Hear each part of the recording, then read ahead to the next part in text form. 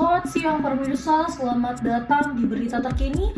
Kembali bersama saya Putri Kispayadia. Berita hari ini datang dari wilayah benua Afrika.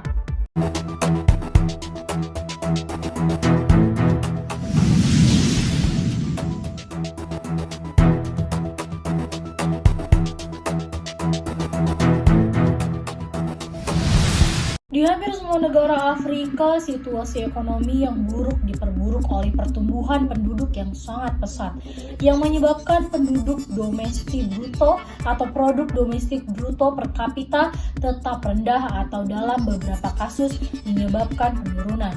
Oleh karena itu, harapan untuk memperbaiki kondisi ekonomi di sebagian besar Afrika bergantung kepada dua faktor. Faktor pertama adalah pengendalian populasi di masing-masing negara untuk memberikan peluang pertumbuhan ekonomi dan pengorganisasian kelompok negara ke dalam blok ekonomi regional untuk mempertimbangkan internal yang cukup besar untuk menopang pertumbuhan ekonomi.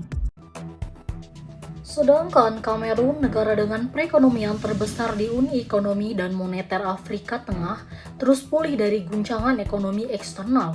Perekonomian Kamerun telah menghadapi guncangan eksternal yang besar seperti pandemi COVID-19 dan perang di Ukraina yang telah mengganggu pasokan komoditas pangan dan bahan bakar serta memberikan tekanan pada harga. Kamerun mempunyai 18 perjanjian investasi bilateral yang berlaku. Baru-baru ini Kamerun menandatangani izin perjanjian kemitraan ekonomi dengan Inggris pada tahun 2021 dan pada tahap operasional diberikan keringanan berupa pajak dan penghasilan selama 5 tahun dan pertama beroperasi. Setelah itu, perizinan tersebut juga melampiaskan kepada 5 tahun beroperasi keinginan pajak usaha tetap dipertahankan, sedangkan tarif tahap besar sebesar 0,5% dikenakan atas penghasilan ditambah kenaikan 10% untuk pajak penghasilan tambahan.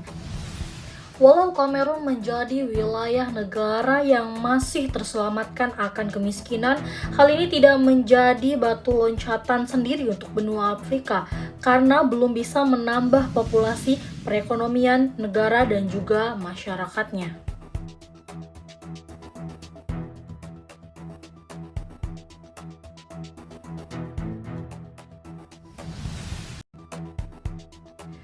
Di Indonesia sendiri, bentuk perekonomian dan juga kemiskinan mampu untuk dipandang sebelah mata.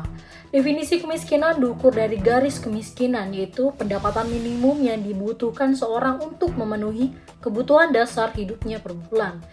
Tren terbaru menurut Badan Pusat Statistik, tingkat kemiskinan di Indonesia per Maret tahun 2022 menurun menjadi 9,54%, walaupun ambang batas garis kemiskinan meningkat. Indonesia juga masih mendistribusikan geografis yang memang beberapa wilayah tidak mendistribusikan perekonomian secara lengkap.